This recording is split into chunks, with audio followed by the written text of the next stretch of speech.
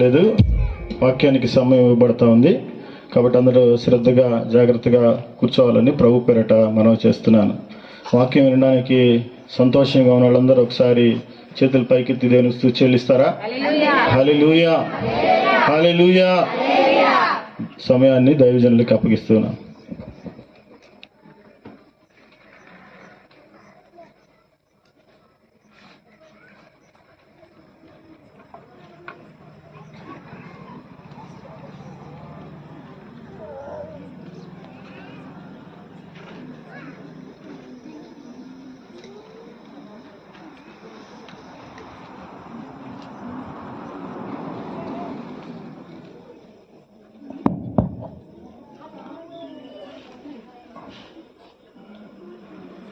ప్రభు యేసుక్రీస్తు నామంలో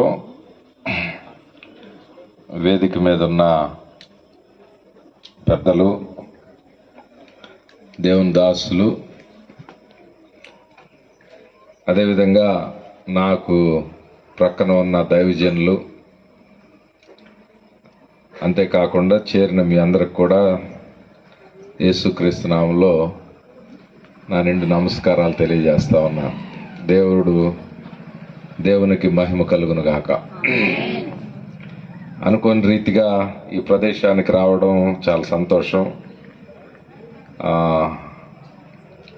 బాగా అలసిపోయి ఉన్నాం, ఎలక్షన్స్ అయిపోయినాయి, రాలేనేమో అనుకొని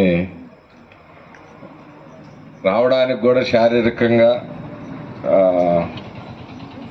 ఇబ్బందిగా ఉన్నప్పటికీ ఒక సమయంలో నేను తెలియక ఒప్పుకున్నానా, ఒప్పుకోకుండా ఉంటే బాగుండు అని అనిపించింది రావడానికి. ఇంకొక సమయం వస్తే బాగుండు అనిపించింది.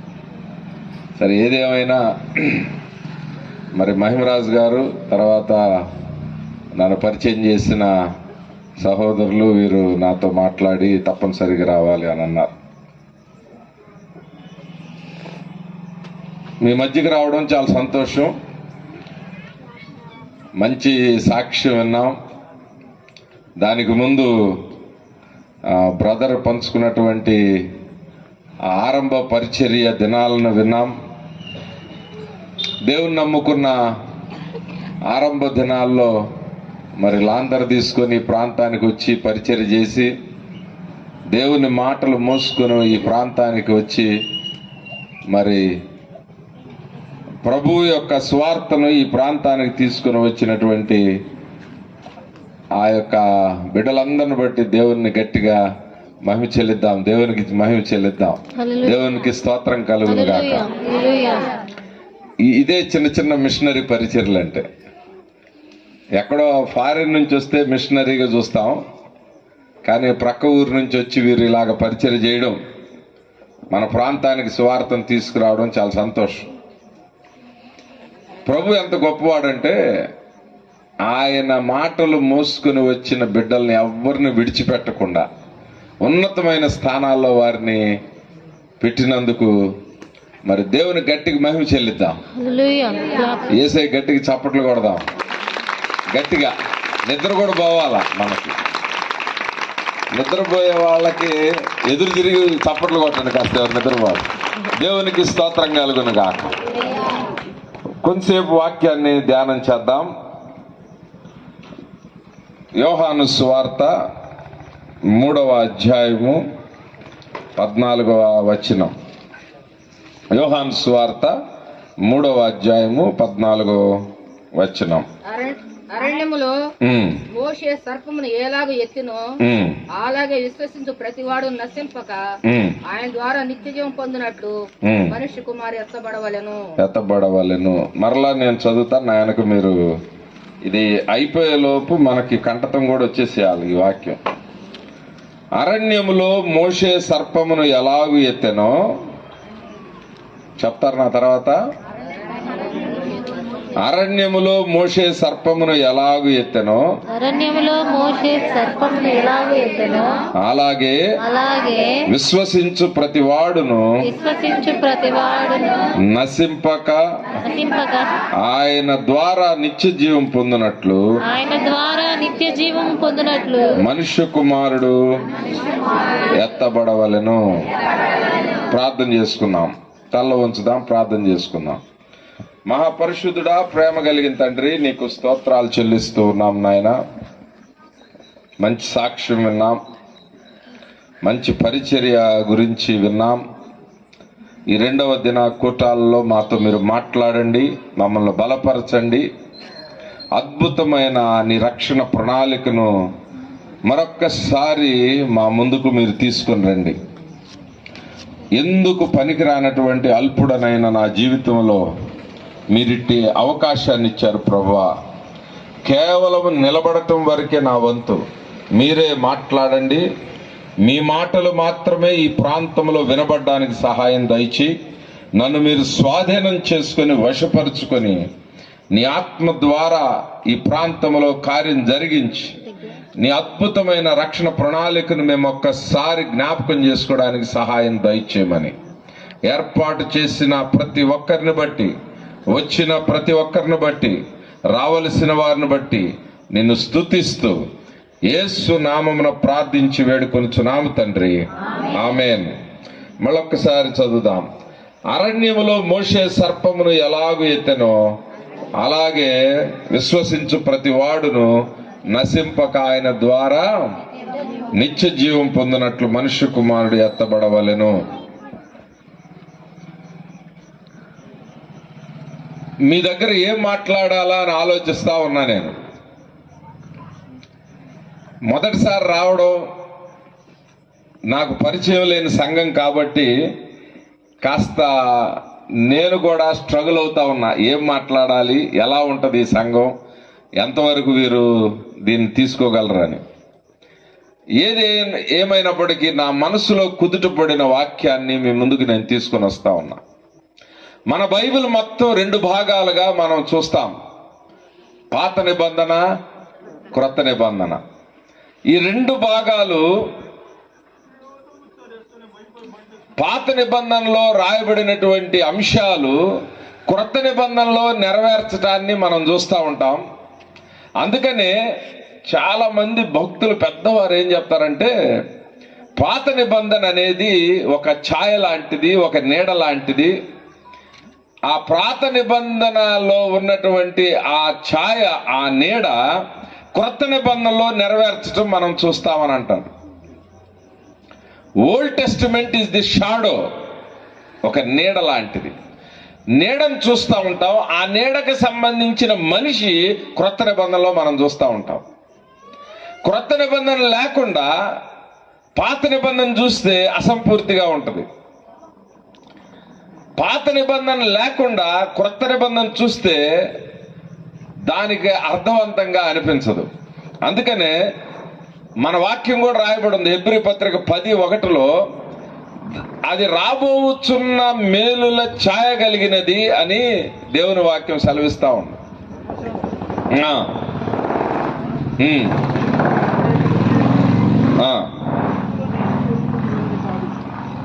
ఆ వస్తువుల నిజస్వరూపము కలది కాదు.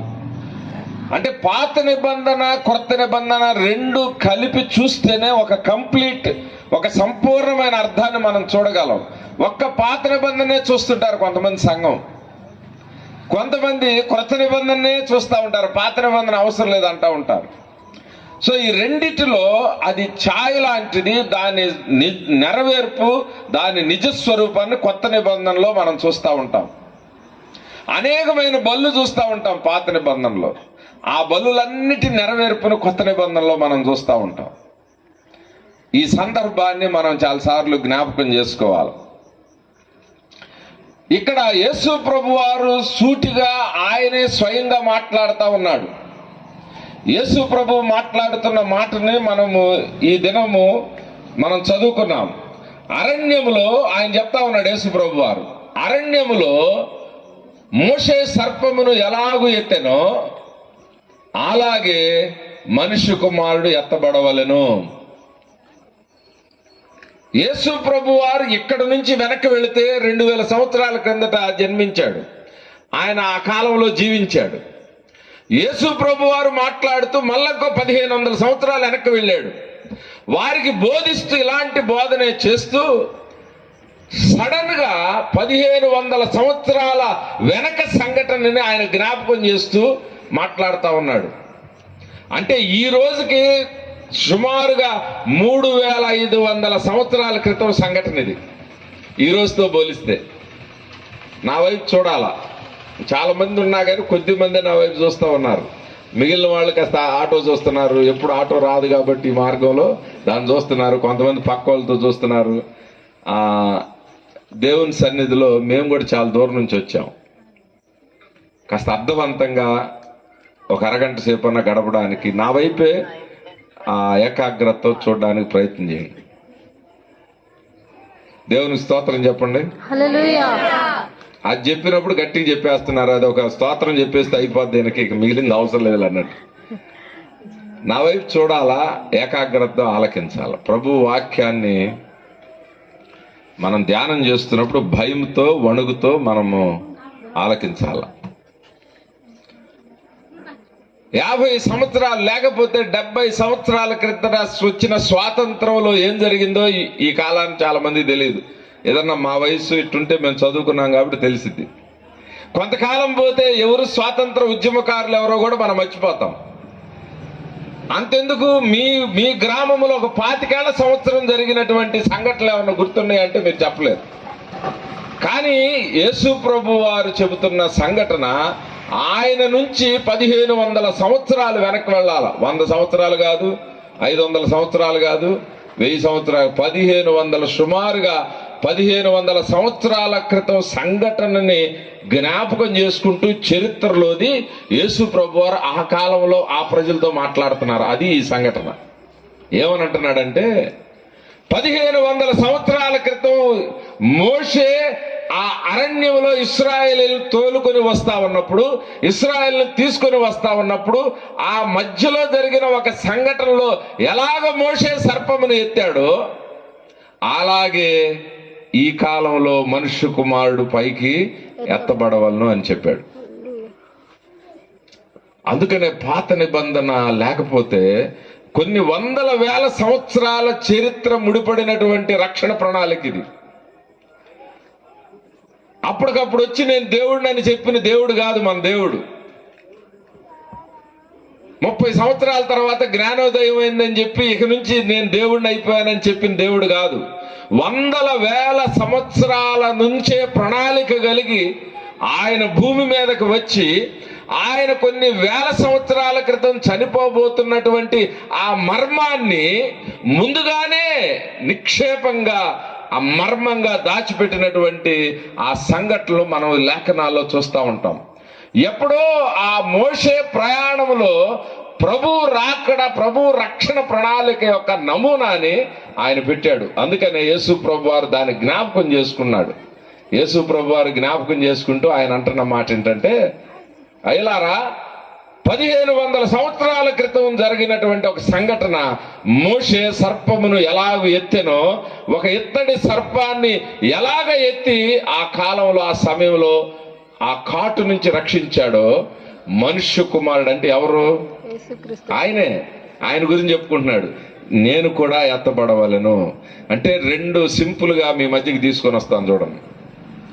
ఒక ప్రక్క మోషే ఎత్తినటువంటి ఆ ఇత్తడి సర్పం, మరొక ప్రక్క యేసు ప్రభు శిలువ మీద ఉన్నటువంటి ఈ రెండిటిని మీరు జ్ఞాపకం చేసుకోవాలి. అంతే సింపుల్ గా. ఆ మోషే ఎత్తినటువంటి ఆ ఇత్తడి సర్పాన్ని, తన సిలువ వేయబడుతున్నటువంటి ఆ నమూనాన్ని రెండిటిని పోలుస్తూ ఉన్నాడు యేసు ప్రభు వారు. ఎలాగ మోషే సర్పమును ఎత్తెనో అలాగే నేను కూడా సిలువలో ఎత్తబడతాను అని చెప్పాడు. సింపుల్ గా మనకు అర్థం కావాలంటే ఆ సందర్భం ఏమిటో చూద్దాం ఒకసారి. సంఖ్యాకాండం 21వ అధ్యాయం. సంఖ్యాకాండము 21వ అధ్యాయము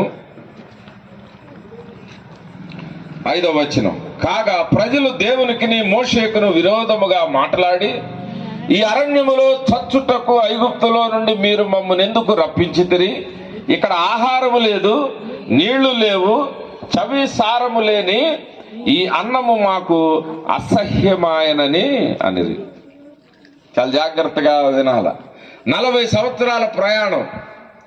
మోషే ఇశ్రాయేలీల్ని అక్కడ జరుగుతున్నటువంటి భయంకరమైన అణిచివేత, ఆ కొరడా దెబ్బలు, ఆ శ్రమ, ఆ ఎండ, మన్ను ఇవ్వకుండా, కావలసినటువంటి కీలు ఇవ్వకుండా, ఆ యొక్క ఇటుకలు చేయమనేటువంటి ఆ భయంకరమైనటువంటి ఇనప పాదము కింద పరిపాలన జరిగిస్తున్న సందర్భాల్లో మాకు విడుదల కావాలి, మాకు దేవుడు కావాలి, మాకు విడుదల ఇవ్వాలి అని చెప్పి వారు వారి కన్నీరు, వారి యొక్క మూలుగు విని ఒక రక్షణ ప్రణాళికలో మోషేని తీసుకొని వస్తే, ఆ మోషే వారిని విడుదల చేసి సుమారుగా 40 సంవత్సరాల ప్రయాణం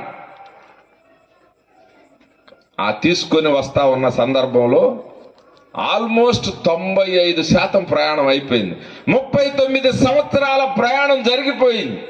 ఇంక దగ్గరకు వచ్చేసింది కానాను. ఆ సందర్భంలో వీరు మాట్లాడుతున్న మాటలు చాలా ఆశ్చర్యాన్ని కలిగించినాయి. మోషేకు విరోధముగా మాట్లాడి, ఈ అరణ్యములో చచ్చుటకు ఐగుప్తు నుండి మీరు మమ్మల్ని ఎందుకు రప్పించితిరి?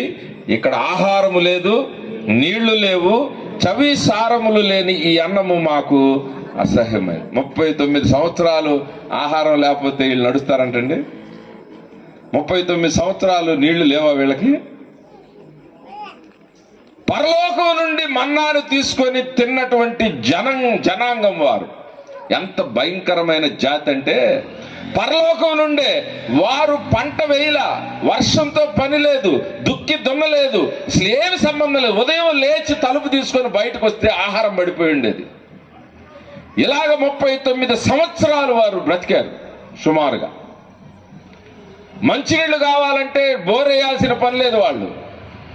మోషే మాట్లాడితే మంచినీళ్ళు ప్రవాహం, కర్రతో కొడితే మంచినీళ్ళు, అద్భుతమైన తీయని నీళ్లు, చేదుగా ఉంటే అక్కడే ఎదురు తిరిగేసేవాళ్ళు వాళ్ళు. అద్భుతంగా వారు బట్టలు కుట్టించుకున్న మానాన పోలేదు ఈ 40 సంవత్సరాలు. చెప్పులు అరగల. ఇంత అద్భుతంగా వేడెక్కువ అవుతా ఉంటే మేఘ స్తంభాన్ని పైన తీసుకొని వచ్చేవాడు దేవుడు.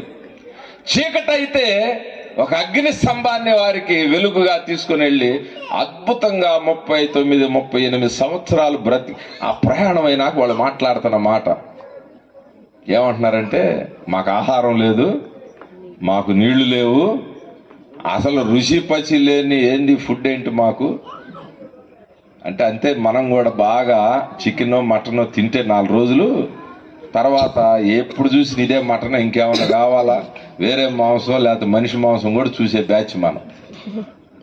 వాళ్ళు అంటున్న మాట చూడండి, ఆహారం లేదంట. ప్రియ క్రైస్తవ సమాజమా, మనం కూడా ఇలాగే గొడుగుతా ఉంటాం.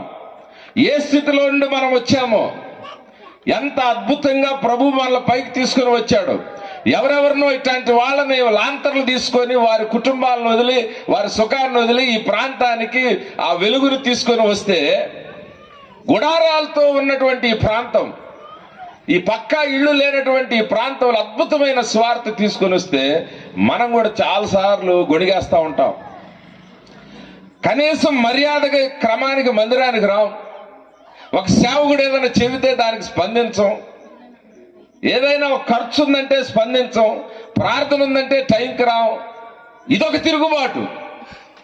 ఇశ్రాయేలీలు మాట్లాడుతున్న మాట వారు ఎంత భయంకరం అంటే, ఒకసారి మోషేకి ఎదురు తిరిగేశారంట. ఏమయ్యా మోషే, ఎప్పుడు చూసి నీ తెల్లన్నం ఏంది, మాకు మాంసం కావాలన్నారు.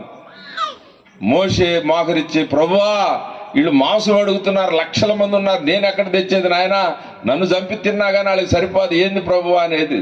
వెళితే దేవుడు మాట్లాడారంట, నువ్వెందుకు మోషే, నేను వాళ్ళకి మాంసం పంపిస్తాను, నువ్వు ఆగు అని చెప్పి ఒక ఆజ్ఞతో ఆ అరణ్యంలో ఉన్న పూరేడు పిట్టలన్నీ వచ్చి వాళ్ళ ముందు పడ్డాయి అంట. మీరు నేను మాంసం కావాలంటే వెళ్ళి ఏదన్నా తుపాకీతో కాల్చుకోవటమో, క్యాట్ బాల్తో కొట్టడమో, లేకపోతే చేప కావాలంటే అసలు వీళ్ళ సుఖం చూడండి. ఆ పక్షులు వచ్చి వీళ్ళ ముందు పడితే వాళ్ళు ఊరకు పట్టుకొని ఒలుసుకొని తింటాం అంతే. కొట్టే పని కూడా లేదు, ఇల్లు వెతుక్కునే పని కూడా లేదు. మాంసం కావాలంటే మాంసం తెచ్చిచ్చాడు దేవుడు, నీళ్లు కావాలంటే నీళ్లు తెచ్చిచ్చాడు దేవుడు. దుక్కే పని లేదు, ఆ పొలాన్ని దున్నటం కానీ ఎరువేయటం కానీ ఏమీ లేదు. ఉదయం లేచేటప్పటికి ఆ అద్భుతమైన పరలోకపు ఆహారాన్ని వారి ముందు తీసుకొని వస్తే వాళ్ళు మాట్లాడుతున్న మాట ఏంటంటే, మాకు ఆహారం లేదు, మాకు నీళ్లు లేవు, వాళ్ళ అన్న మాట చూడండి, అది నాకు చాలా ఆశ్చర్యంగా. చెయ్యి సారం లేనటువంటి భోజనం. ఏ అన్నం అది? మన్నా అని వాళ్ళు మాట్లాడుతున్న మాట. పరలోకము నుండి వచ్చినటువంటి ఆహారాన్ని వారు మాట్లాడుతున్న మాట ఏంటంటే, చవి సారములు లేని ఈ అన్నము మాకు అసహ్యమాయను. దేవుని కోపం వచ్చేసింది. ఈ సందర్భంలో మనం కూడా ఒకటి నేర్చుకుందాం. ఉదయాన్నే లేచి ప్రభువుని స్తుతిద్దాం. మనం ఉదయాన్నే లేచి, ప్రభువా నాకు ఈ బ్రతికిచ్చావు, నాకు ఇట్లాంటి కుటుంబాన్ని ఇచ్చావు, ఈ సంఘాన్ని ఇచ్చావు, ఈ ప్రాంతానికి స్వార్థనిచ్చావు, ప్రభువాన్ని స్తుతించేటువంటి క్రైస్తవ జనాంగంగా మనం ఉండాలి. కానీ ప్రతి దానికి గొణుగుతానే ఉంటుంటాం మనం. అప్పుడప్పుడు మేము కూడా ఉద్యోగంలో కాస్త ఫోర్స్కి వెళ్తా ఉంటుంటే ఒక్కడనే కూర్చొని ఆలోచిస్తా. నేను ఉద్యోగం రాకముందు మేము కూడా చీరాల ప్రాంతంలో గెజిటెడ్ సంతకం కోసం ఎంఆర్ ఆఫీసులో బయట గోడ దగ్గర నిలబడ్డ సందర్భాన్ని గుర్తు చేసుకుంటా. నేను ఇంజనీరింగ్ చేసేటప్పుడు బియ్యం బస్తాన్ని మోసుకొని ఆ ట్రైన్ ఎక్కి నేను గుంటూరు వెళ్ళి చదివిన సందర్భాన్ని జ్ఞాపకం చేసుకుంటా. ఆ సందర్భాల్లో ఏం మాట్లాడుకున్నామంటే, మనసులో ఏమనుకున్నామంటే, అటెండర్గానైనా సరే, ప్యూన్గానైనా సరే గవర్నమెంట్లోకి వెళ్ళాల్సింది, అది అయినా చాలు అని అనుకున్నాం.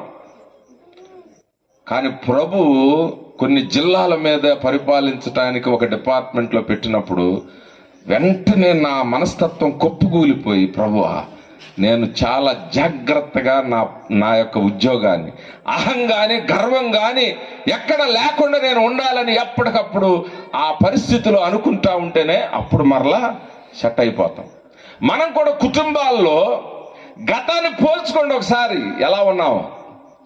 ఇశ్రాయేలీల వరే తిరుగుబాటు చేసే జనాంగంగా మనం ఉండకూడదు. ప్రతి చిన్న విషయంలో కష్టం రావచ్చు, నష్టం రావచ్చు, అయినా సరే ప్రభువా ఈ స్థితి ఇచ్చినందుకైనా నీకు స్తోత్రాలని చెప్పాలి. ఇశ్రాయేలీలైతే సవి సారం లేని అన్నాన్ని మాకు పెట్టావని ప్రభువు మీద వాళ్ళు నిష్ఠూరాలు ఆడుతూ ఉన్నారు. దేవునికి కోపం వచ్చి ఆ కోపము వచ్చిన వెంటనే ప్రకృతికి అర్థమైపోయింది. ఆ ప్రాంతంలో సర్పాలకు అనుమతి ఇచ్చేశాడు. అంటే ఆ ఫెన్సింగ్ తీసాడు. మన మీద ఉన్నటువంటి, మన కుటుంబాల మీద ఉన్న రక్షణ, ఆ కంచిని ప్రభు తొలగిస్తే చాలు, ఇక మన మీదకి వచ్చేస్తాయి. ఎక్కడ లేని సర్పాలన్నీ ఆ ఇశ్రాయేలీల లక్షల గుడారాలు వేసుకున్నటువంటి ఆ యొక్క పాళెములోనికి సర్పాలన్నీ మీద పడి ఒక్కొక్కరిని కాటేసుకుంటూ వెళ్ళిపోతా ఉన్నాయంట. మామూలు సర్పాలు కాదు అవి. ప్రభువే తప్పుకున్నాక వీళ్ళని మనం అసలు క్షమించడానికి వీల్లేదు అనుకునే సర్పాలు. అసలు ప్రభువే వీళ్ళ చేయి వదిలేశాడు. ఇక కానీ మన విషయం ఏందో చూపిద్దాం అనుకుని ఒక్కొక్క సర్పము ఈ జనం మీదకి వెళ్ళి కాటేసుకుంటూ వెళ్ళిపోతుంది. కుప్పలుగా జనము శవాలుగా తేలిపోయారంట. పిల్లలు చనిపోతే తల్లిదండ్రులు బతికున్నారు, భర్త చనిపోతే భార్య బతికుందంట. భయంకరంగా సర్పాలు చెదిరిపోయి వీళ్ళందరూ ఇశ్రాయేలీలు లక్షల మంది ఆ ప్రాంతంలో చెదిరిపోయి అల్లకల్లోలమై చెదిరిపోయి ఉన్నారు. ఒక బల్లి అట్టేసానంటే చాలు, అసలు మీరు ఇక్కడ దొరకరు. మా బల్లికే పాములు ఎటు చూసినా పాములే. ఒక కాటేస్తే వాడు పరిగెత్తి 4 అడుగుల్లో చనిపోయేవాడు. ప్రభు ఉగ్రత వారి మీదకి అలాగా వచ్చేసినప్పుడు ఆ లక్షల మంది, కొన్ని వేల మంది ఆ లక్షల్లో నుంచి చనిపోతూ వారు వెళ్ళిపోతా ఉన్నారంట. ఆడ 6వ వచనం చదువుతా. అందుకు యెహోవా ప్రజలలోకి తాపకరమైన సర్పములు పంపెను, అవి ప్రజలను కరువగా ఇశ్రాయేలీలలో అనేకులు చనిపోయారు. ఇక ఆ సర్పాలు వెంటబడతా ఉన్నాయి. మరణ ఘోష, ఏడుపు, పెడబొబ్బులు ఆ పాళెములో వినపడతా ఉన్నాయి. 7వ వచనం. కాబట్టి ప్రజలు మోషే యొద్దకు వచ్చి, మేము యెహోవాకును నీకును విరోధముగా మాట్లాడి పాపము చేసితిమి. యెహోవా మా మధ్య నుండి ఈ సర్పములను తొలగించినట్లు నీవు ఆయనను వేడుకొనుమన్రి. మోషే ప్రజల కొరకు ప్రార్థన చేయగా, యెహోవా నీవు తాపకరమైన సర్పము వంటి ప్రతిమను చేయించి స్తంభము మీద పెట్టుము. చాలా జాగ్రత్తగా వినాలి. ఆ సన్నివేశం మీరు జ్ఞాపకం చేసుకోవాలా. ఒక పక్క సర్పాలు కాటు వేస్తా ఉన్నాయి ఊర్ల మీద పడి, ఆ పాళెంలో గుడారాల మీద వాళ్ళు కదులుతూ వెళ్ళేటువంటి జనాంగం కాబట్టి గుడారాలు వేసుకునేవాళ్ళు, టెంపరీ టెంట్లు లాగేసేవారు. ఈ సర్పాల దెబ్బకి చెదిరిపోయి లక్షల మంది వెళ్ళిపోతా ఉన్నారు, శవాలు గుట్టలై పడతా ఉన్నాయి. ఆ సందర్భంలో దేవుడిచ్చినటువంటి మోషేకి చెప్పిన ఒక ప్రణాళిక ఏంటంటే, మోషే ఏ సర్పమైతే కాటు వేస్తా ఉందో అటువంటి ప్రతిమను నువ్వు చేసి నిలబెట్టు అని చెప్పాడు. దేవునికి స్తోత్రం కలుగును గాక. నీవు తాపకరమైన సర్పము వంటి ప్రతిమను చేయించి స్తంభము మీద పెట్టుము, అప్పుడు కరవబడిన ప్రతివాడును దాని వైపు చూచి బ్రతుకునని మోషేకు సెలవిచ్చెను. కాబట్టి మోషే ఇత్తడి సర్పం ఒకటి చేయించి స్తంభము మీద దానిని పెట్టెను. నా అంశం దగ్గరికి వస్తున్నా, ఒక 4 మాటలు చెప్పి నేను ముగిస్తాను. నా అంశం దగ్గరికి నేను వస్తున్నా, నా వైపు ఆలకించాలి. ఇంకా బైబిల్ కాకుండా నా వైపు చూడండి. బైబిల్లో ఇప్పుడు పేజీలు తీసి రీసెర్చ్ చేయబాకండి, ఇంటికి వెళ్ళినాక చదవండి ఇదంతా. ఒక ప్రక్క ప్రజలు చనిపోతా ఉన్నారు, మోషే మొరపెడతా ఉన్నాడు, దైవజనుడు ప్రజల కోసం మొరపెడతా ఉన్నాడు. దేవుడు ఒక ప్రణాళిక మోషేకి చెప్పాడు, వీళ్ళందరూ రక్షణ పొందాలి, ఈ యొక్క సర్పం యొక్క కాటు నుండి విడుదల. ఇంత భయంకరమైనటువంటి గందరగోళ పరిస్థితుల్లో దేవుడు చెప్పినటువంటి ఈ మాట లోతుగా మనం ఆలోచిస్తే, మనం ఫోటోని చూసేటప్పుడు ఇలా జూమ్ చేస్తుంటాం కాస్త క్లియర్ కనపడాలని. ఈ వచనాన్ని మనం జూమ్ చేస్తే మనకు అర్థమైంది. అసలు చనిపోతున్నారు కాటుకి, నిమిషానికి 5-10 మంది చనిపోతా ఉంటుంటే దేవుడు ఏదో ఒకటి నువ్వు చేసేసి పైకి తీసుకురా అని చెప్పలా. ఆయన ప్రణాళిక ప్రకారం మోషేతో చెప్పాడు, నువ్వు ప్రతిమను చేయాలి, ఆ ప్రతిమ ఇత్తడితో చేయవలసిందే.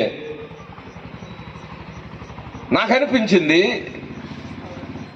ఇత్తడి వాడటానికి ఏంటి కారణం? దేవుడు బంగారంతో, దేవుడు భవిష్యత్తులో యేసు ప్రభుతో పోల్చుకుంటున్నాడు దీన్ని.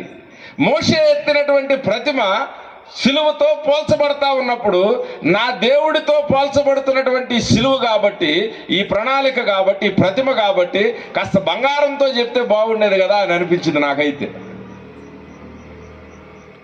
బంగారం కాకపోతే లేకపోతే వెండితో చేస్తే బాగుండేది కదా అని అనిపించింది.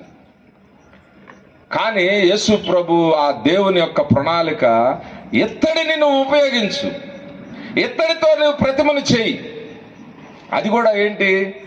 సర్పము వంటి ప్రతిమను నువ్వు చేయి అని అన్నాడు. చాలాసార్లు మనం దీన్ని జీర్ణించుకోలేవు మాటలు, అందుకని నేను ఆరంభంలో కొన్ని మాటలు చెప్పి మీరు ఆలకించారు లేదో. ఇది యేసు ప్రభు వారు చెప్పిన మాట. ఇది అరణ్యములో మోషే సర్పమును ఎలాగూ ఎత్తెనో అలాగే నేను కూడా ఎత్తబడవలను అని చెప్పాడు దేవుడు. మోషే సర్పము ఎత్తటం ఏమిటో అలాగే నేను కూడా, ఈ రెండు పోలుస్తా ఉన్నాడు యేసు ప్రభు వారు. సహజంగా మనకి గొర్రె పిల్లను చూపిస్తే ఇష్టపడతాం, పావురాన్ని చూపిస్తే ఇష్టపడతాం, లేకపోతే ఇంకేదన్నా సరే సింహాన్ని యోధా గోత్రపు సింహంగా చూస్తే ఇష్టపడతాం. కానీ ఇక్కడ చాలా గమ్మత్తుగా కాస్త మన ఆలోచనకి ఇష్టం లేనట్లుగా రాయబడిన మాట ఏంటంటే, సర్పం వంటి ప్రతిమని ఎత్తమన్నాడు, దాంతో యేసు ప్రభు వారు పోల్చుకుంటా ఉన్నారు.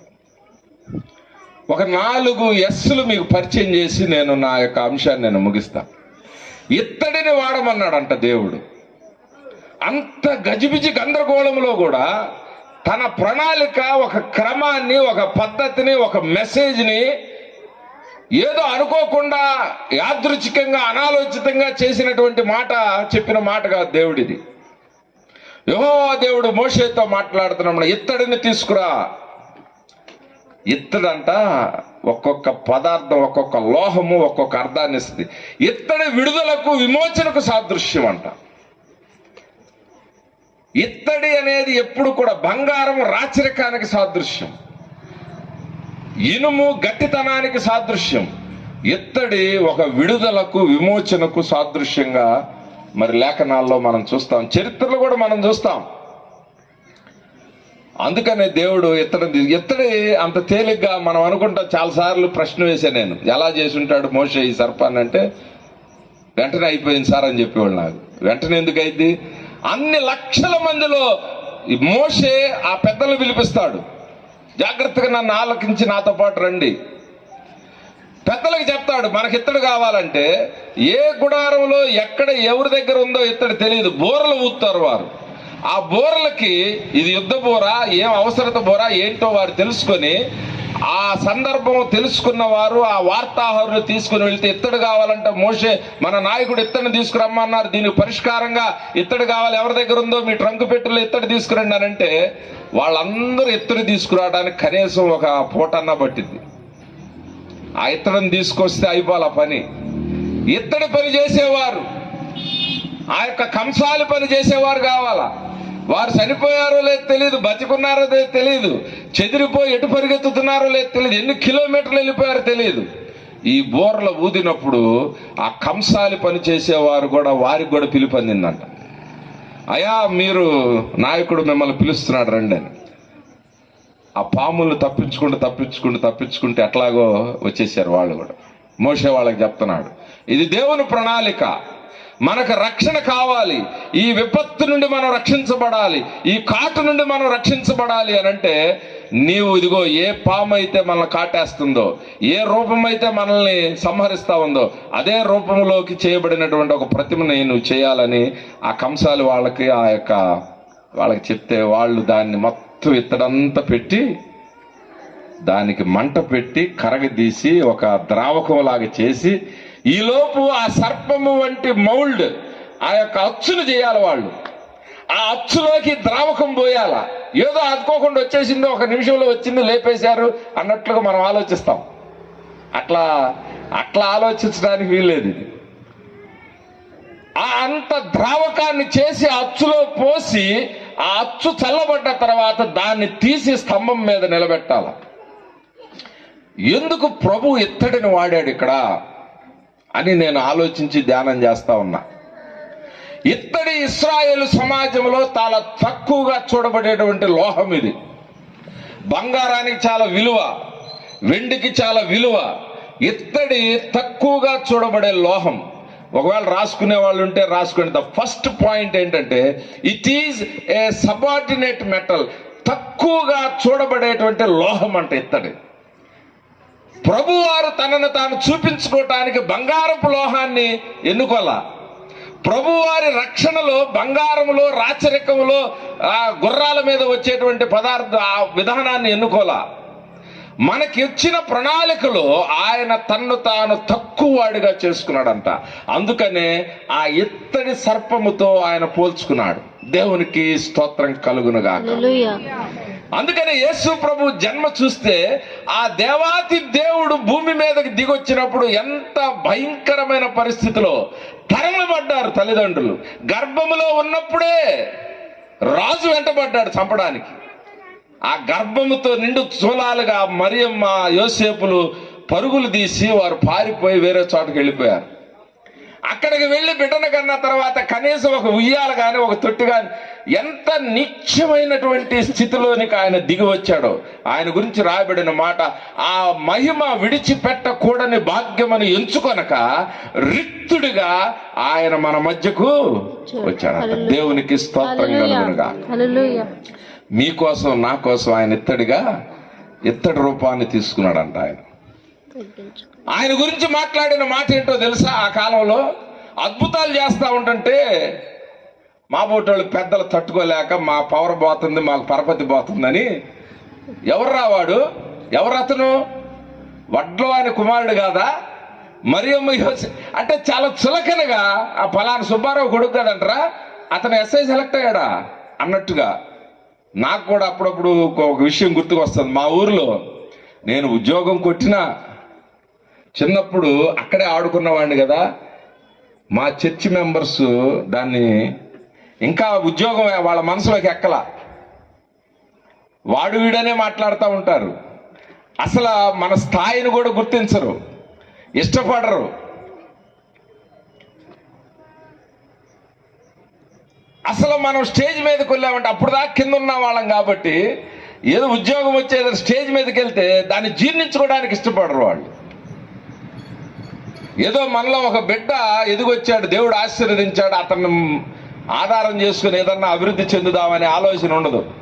యేసు ప్రభు వారి గురించి కూడా అట్లాగే మాట్లాడారు ఆ కాలంలో. మరియమ్మ యోసేపుల కుమారుడు కాదా, వడ్రంగి వాని కుమారుడు కాదా, ఏంటి ఇతను, అసలు అతని మాటలేంటి అద్భుతంగా ఉన్నాయి, పలానవుడు కుమారుడు కదా అని మాట్లాడిన తక్కువ వాడిగా ఆయన చేయబడ్డానికి ఇష్టపడ్డాడంట. ప్రియ దేవుని సంగమా, చాలా జాగ్రత్తగా ఆలోచించాలి మనం. పుట్టినప్పుడు నుంచి సువార్త, దేవుని దూత వార్త తీసుకొని వచ్చింది, యోసేపు నువ్వు మరియమ్మని తీసుకొని ఐగుప్తుకి వెళ్ళిపో అని. వెళ్ళిపోయాడు. మీరు ఆలోచించాలా, దేవుని యొక్క నిజ దేవుని యొక్క స్వరూపాన్ని భూమి మీదకి తీసుకొని వస్తూ దేవుణ్ణి కదా నేను ఎందుకు వెళ్ళాలి అని అనుకోకుండా ఒక అనామకులుగానే వీళ్ళు పారిపోయి వేరే దేశానికి వెళ్ళిపోయారు. కొన్ని సంవత్సరాల తర్వాత మళ్ళీ దేవుని దూత ప్రత్యక్షమై ఆయన చనిపోయాడు రాజు, మీరు బయటికి ఇప్పుడు బయలుదేరి మళ్ళీ రండి అంటూ మళ్ళీ బయలుదేరి. అసలు ఏంటి నీ ఇంత భయంకరమైన, ఆయన తక్కువ వాడిగా చేయబడ్డాడంట. ప్రతి అవమానాన్ని, ప్రతి నిందని భరించాడంట. ఆయన గురించి సిలువ ఎక్కినప్పుడు రాయబడిన మాట యెషయా 53లో ఉన్న మాట ఏంటో తెలుసా? ఆయనకు స్వరూపమైనను సొగసైనను లేదు, ఒక కురూపిగా ఆయన చేయబడ్డాడంట. ఇటువంటి భయంకరమైన మరణము, ఇటువంటి మరణము చెందితే నన్ను దేవుడు అని ఎవరు అనుకుంటారు? ఏమయ్యా నువ్వు దేవుడు అయితే దిగిరా అంటే పౌరుషంగా దిగొచ్చి దేవుడుగా చూపించుకోవడానికి ఇష్టపడలా. నిస్సహాయుడుగా చనిపోవడానికి, నేను చనిపోతూ నా దైవత్వాన్ని చూపిస్తాను తప్పితే నేను గొప్పవాడిగా పౌరుషంగా ఉండడానికి కాదన్నట్టుగా ఆయన తన్ను తాను తగ్గించుకునే ఉన్నాడంట దేవుడు. ఇదంతా ఎందుకు చేశాడో తెలుసా? ఆ రక్షణ ప్రణాళికలో అంతగా తగ్గించుకుంటేనే మనకి ఈ ప్రణాళిక, మన జీవితాలకు రక్షణ వచ్చింది. దేవునికి స్తోత్రం కలుగును గాక. వాళ్ళు అనుకున్నారంట, యూదులు మమ్మల్ని రక్షించేవాడు గుర్రాల మీద వస్తాడు అనుకున్నారంట. ఈయనేమో గాడిద మీద వస్తా ఉన్నాడు. మమ్మల్ని రక్షించేవాడు కత్తితో వస్తాడు అనుకున్నారు. ఈయన అంటున్నాడు, పేతురు నీ కత్తిని లోపల పెట్టాయా. మమ్మల్ని రక్షించేవాడు ఒక దెబ్బ కొడితే 2 దెబ్బలు కొడతాడు అనుకున్నారు యూదులు. ఈయన చెప్పిన మాట ఏంటంటే, ఒక చెంప కొడితే 2వ చెంప చూపించండి మీరు అని. వాళ్ళకి అర్థం కాల, ఈ విధానం అర్థం కాల, ఈ రక్షణ ప్రణాళిక యూదులకు అర్థం కాల. కానీ ఆయన ఎన్నుకున్న విధానము ఇత్తడిగా, ఆయన తక్కువ వాడిగా తగ్గించుకొని నీ కోసం నా కోసం తన వీపును అప్పచెప్పి, నీ కోసం నా కోసం దిగంబరుడుగా అయి, నీ కోసం నా కోసం ఆ ఇత్తడి స్వభావాన్ని ధరించిన వ్యక్తిగా ఆయన ఈ లోకానికి వచ్చాడంట. ఒకసారి అట్లాంటి దేవునికి గట్టిగా మనం చప్పట్లు కొట్టి దేవుని మహిమపరుద్దాం. దేవునికి స్తోత్రం కలుగును గాక. మన కోసం ఆయన ఇత్తడి స్వభావాన్ని ధరించాడు. ఆ ఇత్తడి తక్కువగా చూడబడుతుందంట ఆ కాలంలో. రెండవ మాట మీకు చెప్పి నేను ముందుకు వెళ్తాను. మొదటిది, it is a subordinate metal, తక్కువగా చూడబడే లోహం. రెండవది, it is a shining metal. ఇత్తడికున్నటువంటి స్వభావం ఏంటంటే, మీకు మీ అటకల మీద స్త్రీలు ఇప్పుడు కూడా ఉండుంటుందేమో, ఇత్తడి బిందెలు ఉంటాయి, ఇత్తడి చెంబులు ఉంటాయి, ఇత్తడి గంగాళాలు ఉంటాయి, ఇత్తడి బకెట్లు ఉంటాయి. మేము చిన్నప్పుడు ఇత్తడి బకెట్లు ఇవన్నీ ఉండేవి. మీరు ఎంతకాలం పైన పెట్టండి అటక మీద, ఒక్కసారి తీసి చింతపండు వేసి తోమారనుకోండి, మళ్ళా దాని యొక్క మెరుపు వచ్చేస్తుంది బయటికి. దేవుడు కొన్ని లక్షణాలు కలిగినటువంటి ఆ ఇత్తడిని తీసుకున్నాడంట ఆ పదార్థం చేయడానికి. ఈ ఇత్తడి అది మెరుస్తూ ఉంటది. మా అమ్మగారి ఊరికి వెళ్తా ఉండేవాడిని సెలవులకి. మా అమ్మగారు బతికున్నప్పుడు మా తాతగారి ఇంటికి. ఊరు బయటే పెద్ద బావి ఉండేది. ఇప్పుడు బావులు కూడా చూడడం కష్టం అనుకుంటాం మనం. భవిష్యత్తులో బావి చూడాలంటే ఏదన్నా ఒక దానికి పురాతన వస్తుశాల దగ్గరికి వెళ్ళి పిల్లలకు చూపించాలి. బావులు కూడా చూసేది లేదు. పైపు ఇది వేస్తున్నారు, బోరేస్తున్నారు, ట్యాప్ తిప్పేస్తున్నారు. ఆ బావులు ఉండేవి ఇదివరకు కాలంలో. ఆ బావుల దగ్గరికి కొంతమంది సహోదరులు కడవలో ఈ బిందెలు తీసుకుని వెళ్తా ఉండేవారు. అక్కడ ఆ చిన్నప్పుడు నాకున్న దృశ్యాలు నేను జ్ఞాపకం చేసుకుంటా ఉన్నా. అక్కడ కూర్చొని బావి పక్కన కొంతమంది స్త్రీలు చక్కగా బిందెల్ని తవ్వుతూ ఉండేవాళ్ళు. స్టీల్ బిందెని ఊరక పైపైన కడిగేసేవారు, దాన్ని చేయడానికి ఏమీ లేదు, స్టీల్దో కడవలో ఇవన్నీ. కానీ ఇత్తడి బిందులు వచ్చేటప్పటికి చక్కగా ఓపికగా కూర్చొని దాన్ని కాస్త చింతపండు ఆ పీసేసి రుద్ది వారు ఆ నీళ్లతోటి దాన్ని ఎత్తుకొని వెళ్తా ఉంటే ఆ సూర్యుడు ఆ సూర్య రశ్మి పడతా ఉన్నప్పుడు ఎదుటి వాళ్ళకి కళ్ళల్లో జిగ్గేలు మనం కొడతా ఉండేదంట. అట్ట కావాలనే చేసి రుద్దుతూ ఉండేవాళ్ళు వాళ్ళు కూడా అప్పట్లో. మా బిందె కనపడాలి బాగా, ఎదుటి వాళ్ళ కళ్ళకు కనపడాలని, కాస్త షైనింగ్ రావాలని చేస్తూ ఉండే. ఎవరిది అంత మెరిస్తే అంత గొప్పగా చూస్తుండేవాళ్ళు, దాన్ని అద్దం వేసినట్టుగా వేస్తూ ఉండేవాళ్ళు. ఇత్తడికున్న స్వభావం అది. ఇత్తడి it is a shining metal, మెరిసేటువంటి ఒక లోహం అది. యేసు ప్రభు వారి యొక్క శిలువ ఆ ఇత్తడితో పోల్చుకున్నాడు, ఇత్తడి స్వభావంతో పోల్చుకున్నాడు. అది మెరిసేటువంటిది. అది ఒకవేళ భయంకరమైన మరణము చెందుతున్న దేవుడు అది మెరుపులాగా ప్రజలను ఆకర్షిస్తూ ఆ యొక్క మెరుపుని లోకానికి చూపించినటువంటి ఆ రక్షణ ప్రణాళిక. దేవునికి స్తోత్రం కలుగును గాక. ఈ మెరుస్తా ఉంటే అంట ఆ కాలంలో ఈ ఇత్తడి సర్పాన్ని లేపితే చనిపోతున్న వారు ఒకవేళ ఎప్పుడు తయారు చేశారో తెలియదు, ముగింపు ఎప్పుడైంది, ఎప్పుడు స్తంభాన్ని లేపారో తెలియదు, రాత్రికి లేపారా, పగలు లేపారా, లేకపోతే మధ్యాహ్నానికి లేపారా, బోర ఊదారు. అయా ఇదిగో రక్షణ ప్రణాళిక, మోషే ఈ సర్పాన్ని, ఇత్తడి సర్పాన్ని పైకి తీసుకొచ్చాడు, నాయనలారా మీరు చూడండి, పాము కాటు నుంచి మీరు రక్షించబడాలి చూడండి అంటే చూస్తా ఉన్నారంట. చీకటి పడింది, కొంతమంది చూడాల. చీకటి పడుతున్నప్పుడు సాయంత్రం అయింది, రాత్రి అయింది, మరి తెల్లారికి వాడు చనిపోతాడు. వాడు చూడాలనంటే అది చీకట్లో కూడా ఆ మిళుక్కుమని మెరిస్తే ఆ మెరుపును చూసినా చాలు, వాళ్ళ ఆ పాము కాటు విరిగిపోయి ఆ విషం విరిగిపోయేదంట. వారు మరలా బ్రతికి అప్పటిదాకా మరణ పంచుల దాకా నురుగు గొక్కుతున్న వ్యక్తులు కూడా ఆ చీకటిలో కూడా కనపడేటువంటి రక్షణ ప్రణాళిక ఇది. దేవునికి స్తోత్రం కలుగునుగా. తప్పిపోయిన కుమారుడు ఆ భయంకరమైన ఊబిలోనికి వెళ్ళిపోయాడు.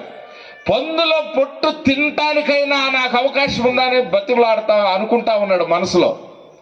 అంత ఊబిలోనికి, లోయలోనికి వెళ్ళినటువంటి వ్యక్తి అక్కడ నుండి తండ్రిని చూసుకున్నాడంట. నా తండ్రి ఇంటి దగ్గర నేను ఉంటే పనోడుగున్నా సరే నేను అద్భుతంగా ఉండేవాడిని. నీవు ప్రియమైన దేవుని సంగమా, నీవు ఎంత భయంకరమైన లోతులో ఉన్నా ఇది నిన్ను ఆకర్షించి పైకి తీసుకుని వచ్చేటువంటి సిలువ ఇది. ఎంత భయంకరమైనటువంటి పరిస్థితిలో ఉన్నా సరే నిన్ను ఆకర్షిస్తుంది. ఒక 18 సంవత్సరాల ఆడపిల్లను ఆకర్షించింది ఇది. ఐరోపా ఖండంలో 18 సంవత్సరాలకు ఆకర్షించినటువంటి ఈ సిలువ, ఈ లోహము ఆకర్షించిన వెంటనే ప్రభువును తీసుకుని భారతదేశానికి వచ్చేసింది. భారతదేశానికి వచ్చి దేవుని యొక్క పరిచర్యను చేస్తూ, దేవుని యొక్క సువార్తను వెదజల్లుతూ గొప్ప పేరు తీసుకుని వచ్చినటువంటి ఆ వ్యక్తి అందరి చేత తల్లిగా కొనియాడబడిందంట. ఈ రక్షణ ప్రణాళిక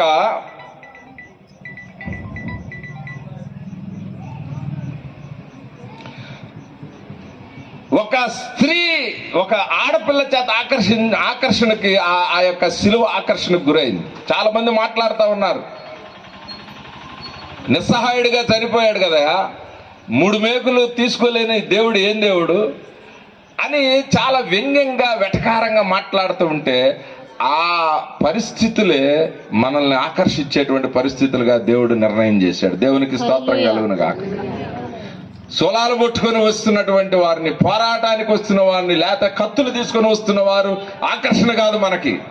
ఆ యొక్క దిగంబరుడుగా యేసు ప్రభు వారు వస్త్రహీనుడుగా, ఆ కురూపిగా, స్వరూపము లేకుండా, వీపు దున్నబడి కనీసం గుర్తుపట్టలేని పరిస్థితిలో ఉన్నటువంటి ఆ వ్యక్తి ఎంతైనా ఆకర్షణీయుడే.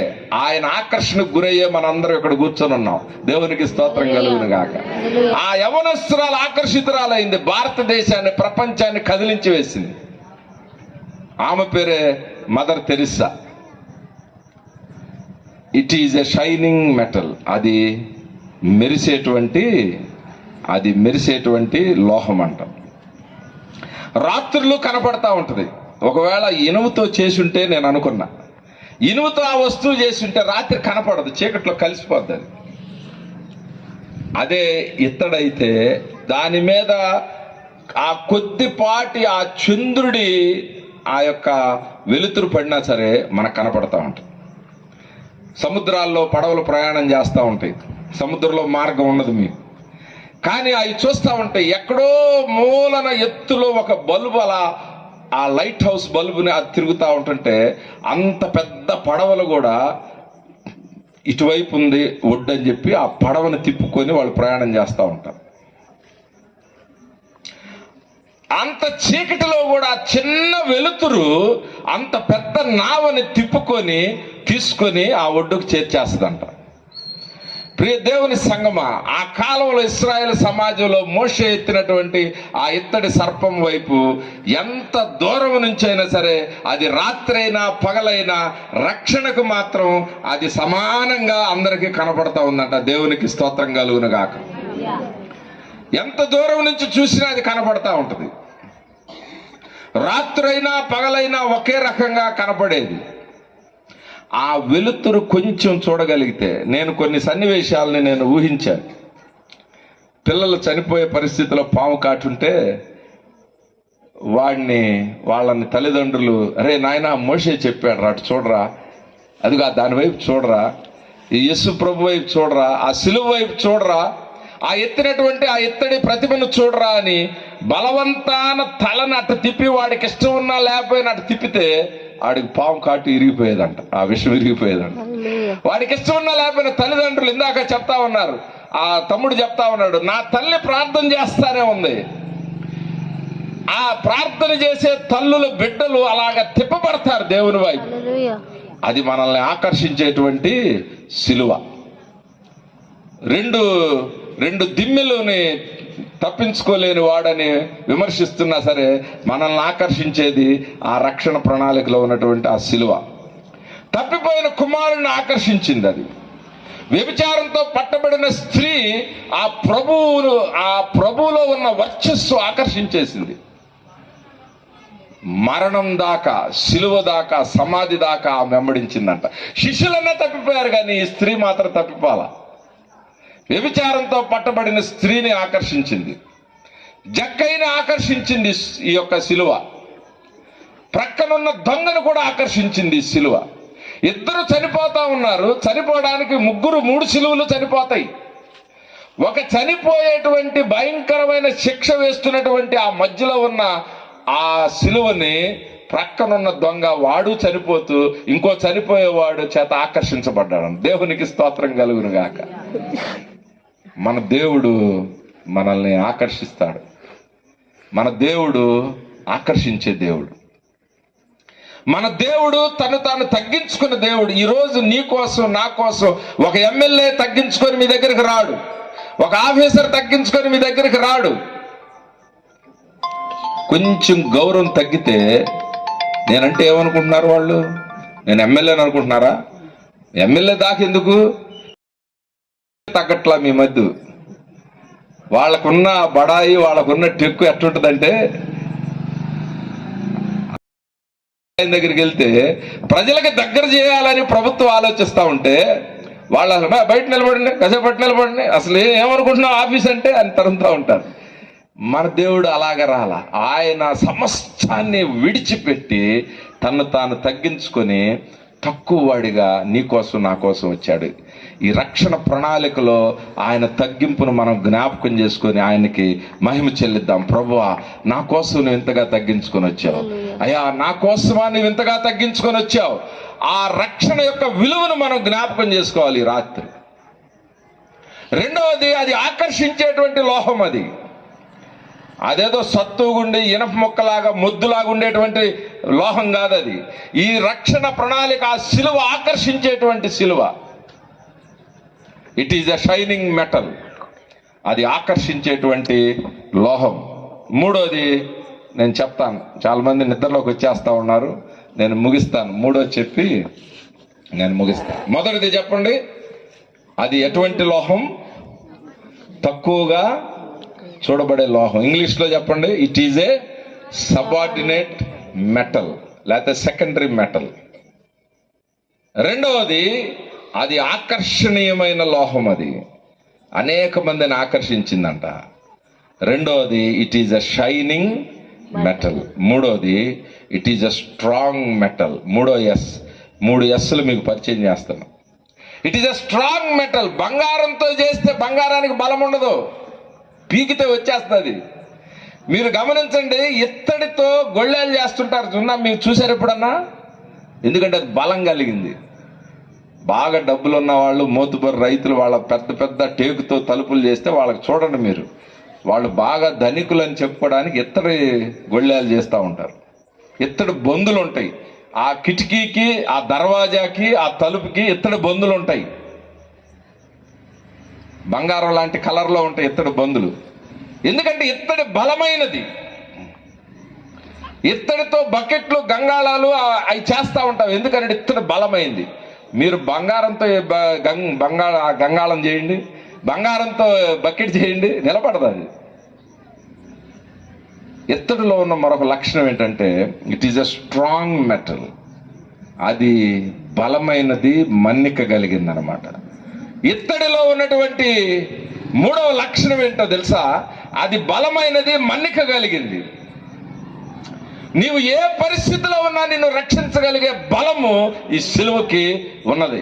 నువ్వు ఎంత అప్పుల ఊబిలోకి రా, నేను విడవలేని పాపములో నేనున్నాను, నా పరిస్థితి అయిపోయిందని నువ్వు అనుకుంటున్నా సరే, ఈ ఎత్తడి, ఈ స్వభావం కలిగిన మన దేవుడు ఆ భయంకరమైన పాపములో నుండి మనల్ని, ఆ కట్లలో నుండి బయటకు తెంచుకొని తీసుకురాగలిగినటువంటి ఆ రక్షకుడు మన యేసు ప్రభువారు. దేవునికి స్తోత్రం కలుగును గాక. నీవు చనిపోవాలని అనుకోవచ్చు, నన్ను ఏ మానవుడు నన్ను రక్షించలేడు, నా పరిస్థితి అయిపోయింది, నా కుటుంబం అయిపోయింది, అవమానము, నిందలు అని అనుకోవచ్చు. కానీ ఒక్కసారి నీవు ఆ దేవుని నమ్ముకుంటే, నువ్వు ఒక్కసారి ఆ దేవుని వైపు చూస్తే, ఎవ్వరూ కాపాడలేని పరిస్థితిలో నీవున్నా ఆ దేవుడు బలము కలిగిన దేవుడు. ఆ దేవుడు నిన్ను బయటికి తీసుకొని వస్తాడు. దేవునికి స్తోత్రం కలుగును గాక. అందుకనే బయట మనం చాలా అడ్వర్టైజ్మెంట్లు చూస్తూ ఉంటాం, చీరలో అడ్వర్టైజ్మెంట్లు చూస్తూ ఉంటాం. ఏమని చూస్తామంటే, నాణ్యతకు, మన్నికకు ఈ చందన బ్రదర్స్ మరో పేరు మన్నిక అంట. అది బలం కలిగిందే కాదు, మన్నిక, డ్యూరబిలిటీ, ఎక్కువ కాలము అంటాం. ఎక్కువ కాలం ఉండేటువంటి వస్తువుని డ్యూరబిలిటీ అంటారు. ఈ రక్షణ ప్రణాళిక, ఆ ఎత్తబడిన సిలువ, ఆ రోజు పక్కనున్న దొంగను రక్షించిన రక్షణలో ఎంత విలువ ఉన్నదో, ఎంత రక్షణ ప్రణాళికలో ఎంత పరిశుద్ధత, ఎంత బలం ఉన్నదో ఆ రక్షణలో. ఆ దొంగను రక్షించిన దాన్ని కొన్ని సంవత్సరాల తర్వాత సౌలును పౌలుగా మార్చినప్పుడు కూడా అదే రక్షణ, అదే క్వాలిటీ ఆ రక్షణలో ఉందంట. ఆ తర్వాత 2000 సంవత్సరాల కిందట మనల్ని రక్షించిన రక్షణలో కూడా అదే క్వాలిటీ ఉందంట. మన్నిక కలిగిన సిలువ ఇది, బలము కలిగిన సిలువ ఇది. This a strong and durable metal. దేవునికి స్తోత్రం కలుగునుగా. రేపు మన పిల్లల రక్షణలో కూడా అదే క్వాలిటీ మెయింటైన్ చేస్తాడంట దేవుడు. అంటే ఆ సిలువలో ఎన్ని సంవత్సరాలు మనం గడుస్తున్నా, మొదట రోజు రక్షణలో ఆ సిలువకి ఎంత, ఆ రక్షణకి ఎంత విలువ ఉందో, ఎంత స్వచ్ఛత ఉన్నదో ఆ రక్షణలో, ఇన్ని సంవత్సరాల తర్వాత కూడా ప్రభువు నమ్ముకుంటే భయంకరమైన పాపాలు సైతం ఆ మొదటి దినాల్లో అనుభవించిన అంత స్వచ్ఛమైన రక్షణ ఈ రోజు కూడా మనం అనుభవిస్తాం. దేవునికి స్తోత్రం కలుగును. మీరు మోకరించి రహస్యంగా, ప్రభువా ఈ పాపాన్ని నాలో నుండి తీసివేయి అని క్షమాపణ అడగండి.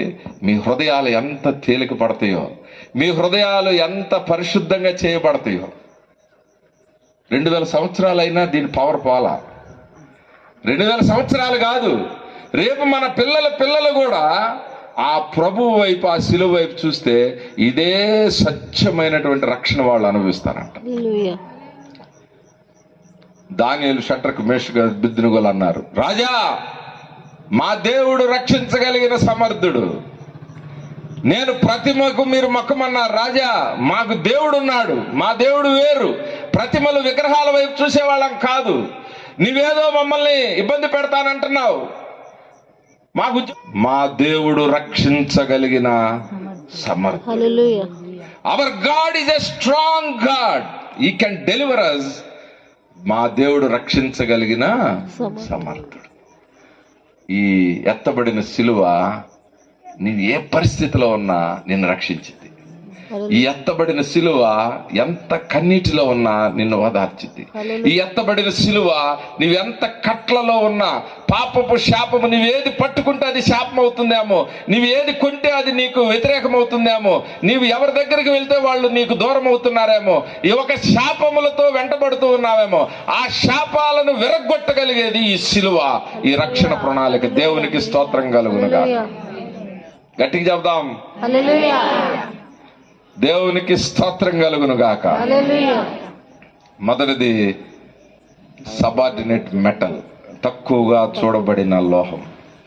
రెండవది షైనింగ్ మెటల్, ఆకర్షణీయమైనదంట. ఎంత మందిని ఆకర్షించిందో ఈ సిలువ. పెద్ద పెద్ద వారిని ఆకర్షించేసింది, శాస్త్రజ్ఞులను ఆకర్షించేసింది, దొంగలను ఆకర్షించేసింది. ఆ ముఖము చూచిన వెంటనే, ఆయన గురించి తెలుసుకున్న వెంటనే ఎంతో మంది సాష్టాంగ నమస్కారం చేసి సేవకి, దేవునికి అర్పించుకున్నారు వారి జీవితాన్ని. ఎంతో మందిని ఆకర్షించింది. మన జీవితాలు ఆకర్షణలో ఉండడం, మన జీవితాలు ధన్యమైపోయాయి. దేవునికి స్తోత్రం కలుగును. రీతిగా ఉన్న దేవుడు నిన్న ఎంత రక్షణలో క్వాలిటీ ఉందో ఈ రోజు మనకిచ్చే రక్షణలో అంత క్వాలిటీ ఉంది. రేపు ఇవ్వబోయే మన బిడ్డలకు ఇవ్వబోయే రక్షణలో కూడా క్వాలిటీ ఉంది. అది క్వాలిటీ మన్నిక కలిగింది, అది తగ్గదనమాట. దేవునికి స్తోత్రం కలుగును. చాలాసార్లు మనం అనుకుంటే, చాలా మంది అంటారు, ఎప్పుడో 2000 సంవత్సరాల కిందట రక్తం చిందిస్తే ఇప్పుడు మీకేం సంబంధం రా అని అడుగుతారు. మనం 2000 సంవత్సరాలు కాదు, 3000 సంవత్సరాల తర్వాత అయినా సరే ఆ 2000 సంవత్సరాల కింద ఉన్నటువంటి ఆ రక్తమే సరిపోతుంది వాళ్ళందరికి కూడా రక్షణ ప్రణాళిక. దేవునికి స్తోత్రం కలుగును గాక. 3 చెప్పాను. ఆ సిలువ వైపు 3 ఎస్సులు చెప్పా మీకు. ఇంకొక ఎస్ ఉంది కానీ పరిస్థితి బాగాలేదు. 3 ఎస్సులు చెప్పా మీకు. సిలువ గురించినటువంటి 3 మాటలు మీకు పరిచయం చేశా. ఆ రక్షణ ప్రణాళిక, మోషే ఎత్తినటువంటి ఆ సర్పము, ఇత్తడి సర్పములో ప్రభువు యొక్క లక్షణాలను, ఆదినాన్ని అన్ని 100 సంవత్సరాల కిందటే ఆ లక్షణాలను పెట్టేశాడు దేవుడు. అది బలమైనటువంటి రక్షణ ప్రణాళిక. దాన్ని ఎవడు దొంగిలించడానికి వీల్లేదు. మనకు ఒక ఎస్సు మిగిలిచ్చాడు దేవుడు. చూద్దాం, చూడండి 9వ వచనం. కాబట్టి మోషే ఇత్తడి సర్పం ఒకటి చేయించి స్తంభము మీద దాన్ని పెట్టెను. అప్పుడు సర్పపు కాటు తినిన ప్రతివాడు ఆ ఇత్తడి సర్పమును నిదానించి చూచినందున బ్రతికెను. ఇంగ్లీష్ బైబిల్లో రాసి ఉంటది, సీయింగ్, చూడాల. ఇన్ని ఘనమైనటువంటి అంశాలు మనం ధ్యానం చేస్తా ఉన్నాం. ఇంత ఘనంగా రక్షణ ప్రణాళిక దేవుడు 100,000 సంవత్సరాల నుంచి మన కోసం ఈ రక్షణ ప్రణాళిక తీసుకుని వచ్చాడు. ఒక ఊర్లో చాలా మంది, ఆ ఊరు పక్కనే సోపుల ఫ్యాక్టరీ ఒకటి పెట్టాడంట. ఒకడు అన్నాడంట, అరే మీ ఊర్లోనే సోపుల ఫ్యాక్టరీ ఉంది కదా, ఇక మీకు మురికి అవదేమో, మీరు మురికి ఉంటారేమో, అంత శుభ్రంగా ఉంటారేమో అన్నారంట. ఆ సోపుల ఫ్యాక్టరీ ఆయన అన్నాడంట, సోపుల ఫ్యాక్టరీ మా ఊర్లో ఉంటాం కాదు, మా ఇంట్లో ఫ్యాక్టరీ ఉండా సరే మాకు మురికి పడతానే ఉంటుంది. మేము ఏం చేయాలి అని అంటే, ఆ సోపుని తీసుకోవాలా, ఆ సోపుని చేతిలోకి తీసుకొని నా శరీరం మీదకి దాన్ని అప్లై చేయాలా. అప్లై చేసిన రోజు నా మీద ఉన్న మురికి పోద్ది, నాకున్న చెమట వాసన పోద్ది, నాకున్నటువంటి ఈ కొంపంతా పోతుంది. ఇంత గొప్ప రక్షణ ప్రణాళిక, అన్ని లక్షణాలను ధ్యానం చేస్తే మన చేతిలో కూడా ఒక పని పెట్టాడు దేవుడు. ఏంటంటే, నీవు నిదానించి దాన్ని చూడాలి. నీవు సిలువ పక్కనే ఉండొచ్చు, దాన్ని చూడకపోతే ఉపయోగం లేదు. నీవు మందిరానికి ఆనుకున్న ఇల్లు ఉండొచ్చు, మీరు మందిరాన్ని కడతానికి స్థలం ఇచ్చి ఉండొచ్చు, మేము లేకపోతే మందిరం లేదనొచ్చు, మా ఇంటి పేరుడు గొప్పోళ్ళు అనొచ్చు. ఇవన్నీ కుదరవు సిలువ దగ్గర. ఎవరికి వాళ్లే ఆ మోషే ఎత్తిన సర్పం వైపు, మా అమ్మ చూసింది కదా అని చెప్పి మేము ఇల్లంతా రక్షణ పొందుతామంటే కుదరదు. ప్రతి వారు ఆ తల్లి బలవంతానైన ఆ పిల్లల్ని, నాయన చూడరా బతుకుతావు, చూడరా అని తల తిప్పి ఆ సిలువను చూపిస్తేనే బ్రతుకుతాం. ఇంటికి మందిరానికి ఆనుకొని కట్టుకున్నంత మాత్రాన, మందిరం కలిగినటువంటి ఆ గృహాల్లో మనం ఉన్నంత మాత్రం రక్షణ కలగదు మనకు. మనం ఎవరికి వాళ్ళం వ్యక్తిగతంగా ఏం చేయాలంటే ఆ సిలువని చూడాలి. We have to see the cross, we have to see that Christ. మోషే ఎత్తినటువంటి ఆ సర్పాన్ని ఇశ్రాయేలీయులు చూడాల్సిందే. నువ్వు దూరం నుంచి చూస్తావా, దగ్గర నుంచి చూస్తావా? ఇద్దరు దొంగలు సమాంతర దూరములో యేసు ప్రభుకి సిలువ మీద ఉన్నారు. ఒక్కడు మాత్రమే ప్రభువుని చూశాడు. అంతే దగ్గర ఉన్నాడు కదా అని పక్కనోడికి ఆ రక్షణ ఏమి, వాడు చూసింటే వాడికి కూడా రక్షణ వచ్చేది. వాడు దాన్ని చూడడానికి ఇష్టపడాల. ప్రభువుని రక్షకుడుగా, నా పాపాన్ని విరగ్గొట్టే దేవుడు ఇతనే అని నీవు నీ నోటితో నీవు ఒప్పుకొని ఆ సిలువను నువ్వు చూస్తే నీకు ఆ యొక్క రక్షణ నీకు కూడా ప్రాప్తించింది. దేవుని సంగమా, వ్యక్తిగతంగా మనం ఆ సిలువని మనం చూడాలి. 3 ఎస్సులు అటువైపు చెప్పా, ఒక్క ఎస్సు చాలా సింపుల్ ఎస్ చెప్పా మీకు. ఏం చేయాలి మనం? చూడాలి. ఏం చూడాలా? ఏం చేయాలా? దేవుని వైపు, సిలువ వైపు చూడాలి. 4వ ఎస్ ఏంటంటే ఆ యేసు ప్రభు వైపు మనం చూడాలి. అంతే, చాలండి. ఇక మీరేం చేయాల్సిన పని లేదు. ఎంత సింపుల్ గా తెచ్చాడు చూడండి రక్షణ ప్రణాళిక. ఆ యేసు ప్రభుని దేవుడుగా నువ్వు అంగీకరిస్తే చాలా అయిపోయింది. ఇంకా పరలోకంలోనికి నీవు వెళ్ళిపోతావు. మనందరిలో కూర్చున్న వారిలో, దూరంలో వింటున్న వారు కానీ ఏ ఒక్కడు కూడా ఆ పరలోకాన్ని తప్పించుకోవడానికి వీల్లేదు. బిడ్డలతో సహా, కుటుంబాలతో సహా మన గ్రామాలు పరలోకంతో నిండిపోయి జనంతో వెళ్ళిపోవాలి. ఆ యొక్క నరకం అంతా ఖాళీ అయిపోవాలి. ఏ ఒక్కడు కూడా నరకంలో ఉండడానికి వీల్లేదు. మనందరం ఆ ప్రభువుని సిలువని చూడాల్సిందే. అది చూస్తేనే మనకి రక్షణ. అందుకనే యెషయా గ్రంథం 45:22 నేను ముగిస్తాను. యెషయా 45:22. యెషయా 45:22 చదువుతారా? యెషయా 45. భూదిగంతముల నివాసులారా నా వైపు చూచి రక్షణ పొందుడి. దేవుడు చెప్తున్నాడు. లేఖనం చెప్తా ఉంది. ఈరోజు రక్షణ బాప్తీసం తీసుకోకుండా, ఇంకా రక్షణలోనికి రాకుండా దేవుడు మిమ్మల్ని ఇక్కడికి తీసుకొని వచ్చాడు. ఆకర్షించుకుని ఇక్కడికి తీసుకొని వచ్చింది ఎందుకో తెలుసా? ఆ ప్రభువుని సొంత రక్షకుడిగా అంగీకరించడానికి. ఈ ఖర్చంతా, దీని వెనక శ్రమంతా, దీని వెనక పడ్డ కష్టమంతా కూడా ఒక్కసారి వాళ్ళ భుజాల మీద నుంచి వెళ్ళిపోద్ది. ఎప్పుడో తెలుసా? మీరు ప్రభువుని సొంత రక్షకుడిగా మీరు అంగీకరించు. దేవుని లేఖనం తెలియజేస్తుంది. భూదిగంతముల నివాసులారా, భూమి మీద ఉన్న సమస్త జనులారా, మీరు నా వైపు చూచి రక్షణ పొందు. ఆయన వైపు చూడాలి. మనకు వేరే దిక్కు లేదు. మనకు ఉన్నటువంటి దిక్కు ఒకటే. ఆయన వైపే మనం చూడాల. ఆ సిలువ వైపు చూడాలి.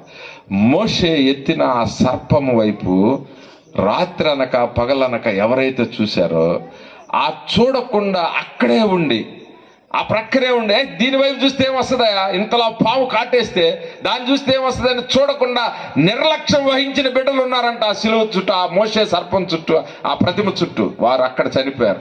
దూరంలో ఉన్న వారు ఈ సువార్తను తెలుసుకుని, దూరంలో ఉన్నవారైనా సరే, ఆ యొక్క బయట నుంచి వింటున్న వారైనా ఈ వార్త తెలుసుకొని జాగ్రత్తగా వారు మనసు లగ్నం చేసి ఆ ప్రభువును చూస్తే, ఆ ప్రతిమను చూసినప్పుడు వారు దూరం నుంచి చూసినా సరే ఆ విషం విరిగిపోయిందంట.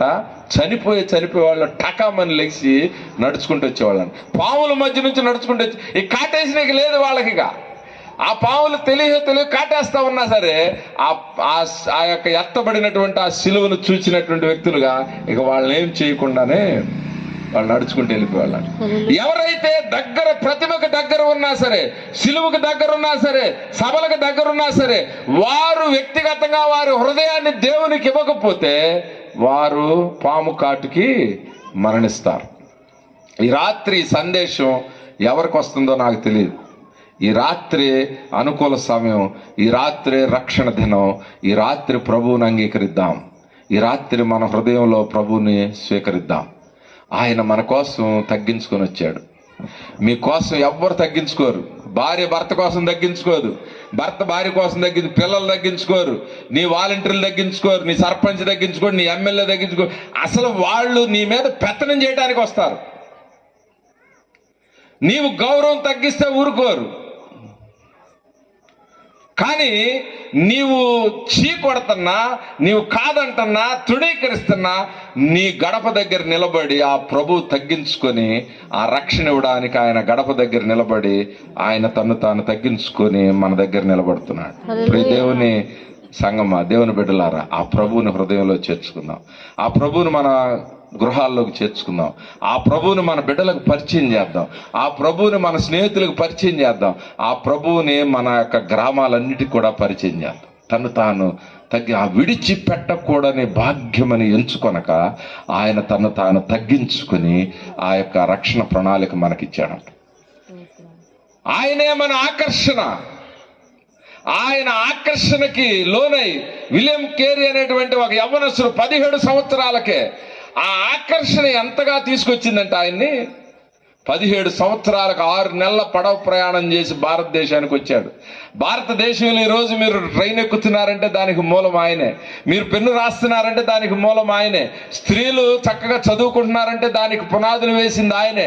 స్త్రీలకు ప్రత్యేకమైన బడులు, రాత్రిపూట చదువులు, రైతులకు రుణాలు, ఇవన్నీ కూడా ప్రభువు ఆకర్షిస్తే దేశం కాని దేశమైన భారతదేశంలోనికి వచ్చి మన కోసం ఈయన అద్భుతమైన కార్యాలు చేశాడు. ప్రభు ఆకర్షణ ఎంత గొప్పదో చూడండి.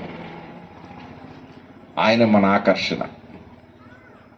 బయట వాళ్ళకి చులకనగా ఉండొచ్చు, అందుకనే నశించుచున్న వారికి అది వెర్రితనము గాని రక్షించబడుతున్న మనకది దేవుని శక్తి అయి ఉన్నది.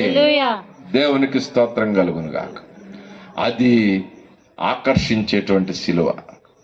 3 మేకులు కాదది, అది రక్షణ ప్రణాళికతో కూడిన శిలువ.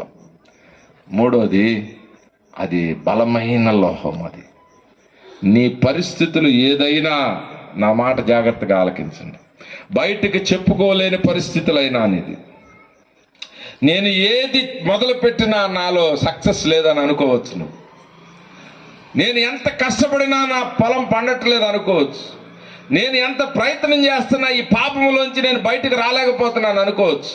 What ever your situation is, నీ పరిస్థితులు ఏదైనా దాంట్లోంచి బయటకు తేగలిగిన బలమైన రక్షకుడు మన రక్షకుడు. దేవునికి స్తోత్రం కలుగును గాక. ఏ పరిస్థితులు అయినా నిన్ను బయటికి తీసుకొని వస్తాడు సోదరుడా.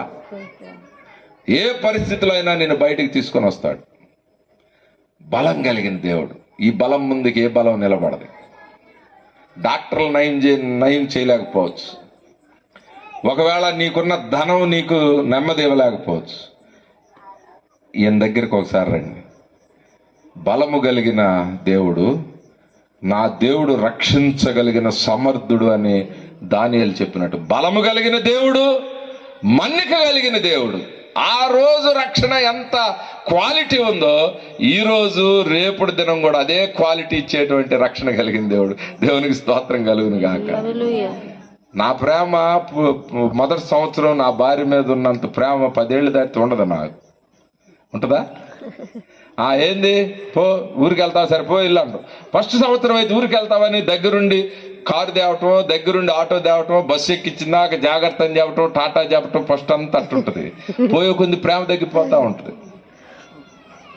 మన దేవుని ప్రేమ అంట, నువ్వు చీకొడుతున్నా, నువ్వు మాటికి ఎదురు తిరుగుతున్నా, ఆయన ప్రేమ మన్నిక కలిగినటువంటి ప్రేమ, మన్నిక కలిగిన రక్షణ ప్రణాళిక. దేవునికి స్తోత్రం కలుగును గాక.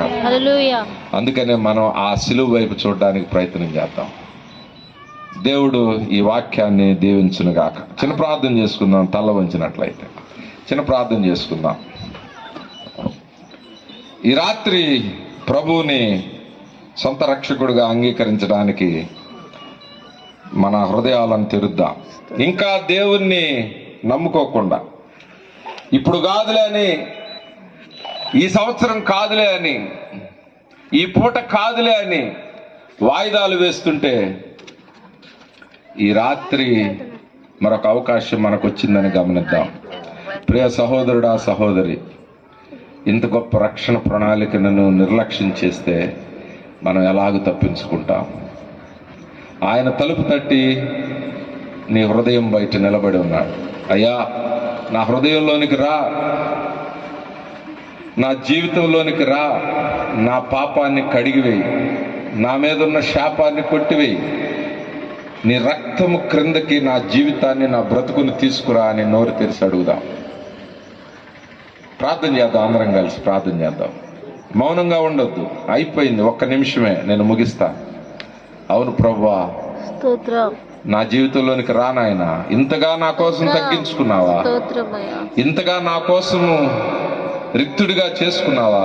నేను నిర్లక్ష్యం చేయడానికి వీల్లేదు నాయన. నా జీవితంలోనికి రా అని అడుగుదాం. నిన్ను అది ఆకర్షించే సిలువగా నీ ముందు నిలబడింది. బలమైనటువంటి శక్తిగా, బలమైన దేవుడుగా నీ ముందు నిలబడున్నాడు. నీ పరిస్థితులను చక్కబెట్టగలిగిన దేవుడు ఈ భూమి మీద, ఈ విశ్వంలో ఒకే ఒక్క దేవుడు, ఆ యేసు ప్రభు వారిని ఆహ్వానించు. నేను ప్రార్థన చేస్తా. మహాపరిశుద్ధుడా, ప్రేమ కలిగిన తండ్రి, నీకు స్తోత్రాలు. ఎన్నిక లేని మా జీవితాల్లో మీరిచ్చిన ఈ రక్షణ ప్రణాళికను బట్టి నీకు వందనాలు. ఎంతగా తగ్గించుకున్నావు ప్రభువా, ఎంతగా చిత్రహింసలు అనుభవించావు నాయన, ఎంతగా శోధించబడ్డావు ప్రభువా. నా దేవా, మా కోసం నీవు ఒక ఇత్తడి స్వభావాన్ని ధరించావు. నీకు స్తోత్రాలు చెల్లిస్తూ ఉన్నా. విన్న వాక్యము సంఘము దాన్ని భద్రపరుచుకొని నీ రక్షణకు వారు స్పందించడానికి, ఎత్తబడిన శిలువ వైపు చూడడానికి సహాయం దయచే. నిర్లక్ష్యము లేకుండా నాయన, కఠినత్వము లేకుండా వారి హృదయాలు బద్దలై కన్నీటితో నీ శిలువ వైపు చూడడానికి సహాయం దయచే. ఈ రాత్రి అనేక మంది హృదయాల్లో ఈ శిలువ నాటబడ్డానికి సహాయం దయచే.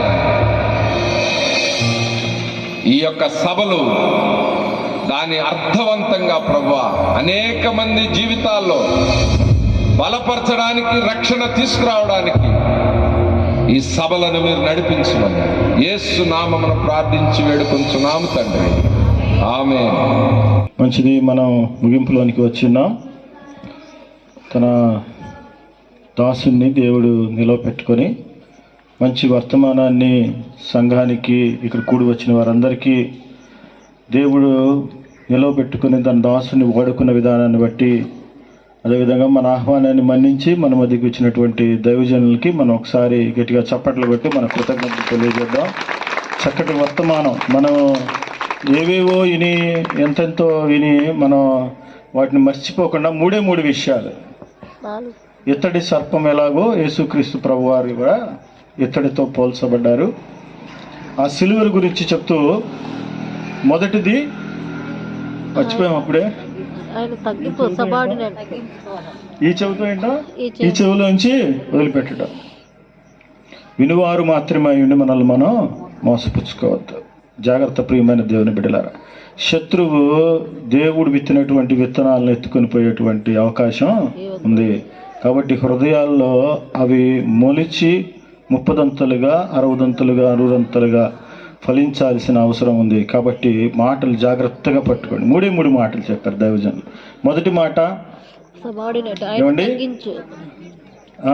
అమ్మ ఇంగ్లీష్లో చెప్పింది, సబార్డినేట్ మెటల్, తను తాను తగ్గించుకున్నటువంటి సిలువ. రెండవది, అనేకులను ఆకర్షించేటువంటి సిలువగా ఉంది. మూడవది ఏమండి? బలమైనది. ఇంకోటి మన్నిక కలిగినటువంటిది. మనం ఏం చేయాలంట? ఏమండి? ఏం చేయాలి? దాన్ని చూడాలి. ఎలా చూడాలి? నిదానించి చూడాలి. ఆ మాట మర్చిపోవద్దు. చూడటం అనగా ఇటు చూసి ఇటు వెళ్ళిపోతుంటారు. దారిని పోయేవాళ్ళు మందిరం రంగాల్ని ఇటు అని వెళ్ళిపోతా ఉంటారు కదా. అలా కాదు, దాన్ని నిదానించి చూడాలి. ఎప్పుడైతే నిదానించి చూడగలమో అప్పుడే మన జీవితంలో, మన బ్రతుకులో దేవుని యొక్క రక్షణను మనం కన్నులారా వీక్షించగలం. అటు కృప పరిశుద్ధాత్మ దేవుడు మనందరికీ దయచేయునుగాక. అందరూ లేచి నిలబడదాం. ప్రార్థన చేసుకుని చివరి ప్రార్థన ఆశీర్వాదంతో ఈ ఆరాధనని మనం ముగించుకుందాం. ప్రియమైన వాళ్ళరా, అందరూ లేచి నిలబడదాం. చాలాసేపు నుంచి కూర్చొని ఉన్నారు. అందరూ లేచి నిలబడదాం, ప్రార్థన చేద్దాం. దేవునితో మమేకమైనటువంటి అయ్యేటువంటి సమయం. ప్రియమైన దేవుని బిడ్డలారా, దయచేసి అందరూ కళ్ళు మూసుకొని ప్రార్థన చేద్దాం. ప్రభువా, మీరు నాతో మాట్లాడిన ప్రతి మాటను బట్టి మీకు వందనాలయ్యా. గూఢమైన సత్యాలను మా ప్రభువా మీరు మా ముందు వెల్లడిపరిచారు తండ్రి. మీ వాక్యము వెల్లడగుట్టుతోడనే వెలుగు కలుగునని మీ లేఖనం ప్రభువా. అయ్యా తండ్రి, ఆ వెలుగును మేము సంప్రాప్తించుకోవడానికి సహాయము చేయండి నాయన. అయ్యా, మిమ్మల్ని చూడగలిగే నేత్రములు మాకు దయచేయండి. మీరంటున్నారు, భూదిగంత నివాసులారా నా వైపు చూచి రక్షణ పొందండి. ఇంకెక్కడ రక్షణ లేదండి. ఈ రాత్రి మనము దేవుని వైపు చూస్తూ ఆయన రక్షణను అనుభవించడానికి పరిశుద్ధాత్మ దేవుడు సహాయం చేయలాగున మనమందరం ప్రార్థించదు. ఇక్కడ నువ్వు రక్షణ పొందిన దానిగా వచ్చి ఉండవచ్చు, నీ యజమానుడు రక్షణ అనుభవం లేని వాడిగా ఉండవచ్చు. ఈ వాక్యం నీ యజమానుడితో నువ్వు చెప్పు. ఇదిగో ఈరోజు నువ్వు రక్షణ పొందిన స్థితిలో ఇక్కడికి ఉండవచ్చు, నీ స్నేహితులు రక్షణ పొందలేని వారిగా ఉండవచ్చు. వారు విడువబడితే బహు ఘోరమైనటువంటి శిక్షలో పాలు పొందవలసి వారు. ఇదే మిక్కిలి అనుకూలమైన సమయము, ఇదే రక్షణ దినము. నేడనేది మన జీవితంలో ఉందో లేదో మనకు తెలియదు ప్రియమైన వాళ్ళు. నేడు అనే సమయం మన జీవితంలో ఉండగానే మన బ్రతుకును దిద్దుకోవడానికి ఇష్టపడదాం. ఆయన వైపు మన హృదయాలను తిప్పుదాం. ఆయన హృదయం అనే తలుపు దగ్గర నుంచి తడుతూ ఉన్నాడు. ఎవరైతే తలుపు తీస్తారో ఇదిగో ఆ హృదయంలోనికి ప్రవేశించాలని, వారితో కలిసి ఇదిగో జీవించాలని, సంతోషించాలని దేవుని యొక్క ఆకాంక్ష, అభిలాష అయి ఉన్నది. ప్రియమైన దేవుని బిడ్డలారా, ఈరోజు నీ హృదయాన్ని తట్టాడు. ఏ స్థితిలో నీవు ఉన్నావో, కఠినమైన బండబారిన స్థితిలో నీవు ఉన్నావేమో, నీ హృదయం ఉందేమో. ఇదిగో దేవుడు రాతి హృదయాన్ని తీసి మాంస హృదయాన్ని ఇస్తానంటూ ఉన్నాడు. ప్రభువా, నాతో మాట్లాడినందుకు నీకు వందనాలయ్యా. ప్రభువా, మీ వాక్యం ద్వారా నన్ను సంధించినందుకు స్తోత్రాలు. ప్రభువా, ఇప్పుడు వరకు నేను చూడలేకపోయాం నాయన. అయ్యా, మా కనులు మందమైపోయినాయి తండ్రి. అయ్యా, ఈ రాత్రికాల సమయంలో మీ వాక్యం ద్వారా నాతో మాట్లాడావు నాన్న. హృదయాన్ని మీ వాక్యం ద్వారా స్పృశించారు తండ్రి, కదిలించారయ్యా. అయ్యా, మీ వైపు చూసేటువంటి నేత్రాలు నాకు దయచేయండి. రక్షణ అనుభవంలోనికి నన్ను నడిపించండి ప్రభువా అని ప్రార్థన చేద్దాం. నోరు తెరిచి అందరం ప్రార్థన చేద్దాం. అందరం ప్రార్థన చేద్దాం. ప్రభువా, మీ వాక్యము మా హృదయంలో స్థిరపరచండి నాయన అని ప్రార్థన చేద్దాం. ప్రార్థన చేసుకుందాం. మన మధ్య ఉన్నటువంటి లావణ్ గారు ప్రార్థన చేయవలసిందిగా కోరుతున్నాను. ప్రార్థన చేసుకుందాము. పరిశుద్ధమైన ప్రభువా, కృపగల తండ్రి, ఇంతవరకు నీ యొక్క సన్నిధి మాతో కూడా ఉంచినందుకు వందనములు. నీ యొక్క సేవకుని ద్వారా ఇచ్చినటువంటి వర్తమానం కొరకు కూడా వందనములు ప్రభువా. నాయనా, నా తండ్రి, మేము నీ వైపు చూచి నిదానించి చూచి రక్షణ పొందినట్లు సహాయం చేయండి. ఇంకా ఎవరైతే రక్షణ పొందకుండా ఉన్నారో, ఇంకా రహస్యమైనటువంటి పాపములు ఇంకా ఏమై ఉన్నాయో నాయనా, నా తండ్రి, వారు మోకరించి నీ వైపు చూచినప్పుడు వాటిలో నుంచి విడుదల పొందగలరు ప్రభువా. భూదిగంత నివాసులారా, నా వైపు చూచి రక్షణ పొందడని చెప్పినావు తండ్రి. నీ వైపు చూచి రక్షణ పొందుటకు మాకు సహాయం చేయండి. నీ రక్షణ ప్రణాళిక ఎంత గొప్పది ప్రభువా. చూచుట వలన రక్షింపబడతామని నీ యొక్క వాక్యం చెప్తున్నది. ఓ తండ్రి నాయన, నీ యొక్క వాక్యం కొరకు వందనములు. ఈ వాక్యము 30 60 100 ఫలించినట్లుగా సహాయం చేయండి. మీరే తోడుగా ఉండి నడిపించండి. ముద్రించుము. యేసు నామమును వేడుకొంచున్నాం తండ్రి, ఆమేన్. సమస్త జ్ఞానమునకు మించిన దేవుని యొక్క ప్రేమ, కుమారుని యొక్క కృప, పరిశుద్ధాత్మ యొక్క సహవాసం ఇప్పుడు ఎల్లప్పుడు మీకు తోడై ఆయనను చూచున్నట్లు సహాయం చేయను గాక. ఆమేన్. మా అందరికీ వందనాలు. దయచేసి గమనించండి. అందరి కొరకు ప్రేమ విందు ఏర్పాటు చేయబడి ఉంది. అందరూ కూడా దాన్ని స్వీకరించి వెళ్ళవలసిందిగా ప్రభు పేరిట మనవి చేస్తున్నాను. ఈ రాత్రి మన మధ్యకు ఇచ్చేసినటువంటి దైవజనులను బట్టి, వారి బృందాన్ని బట్టి, మనకి ఇక్కడ వచ్చేసినటువంటి వినయ్ వెస్లీ గారు పాస్టర్ గారిని బట్టి, సహోదరులు ప్రియులందరిని బట్టి ప్రభు పేరిట వందనాలు తెలియజేస్తున్నాను. దయచేసి అందరూ ప్రేమ విందులో పాల్గొని వెళ్ళాల్సిందిగా ప్రభు పేరిట మిమ్మల్ని అందరికీ కోరుకుంటున్నాను. అందరికీ వందనాలు.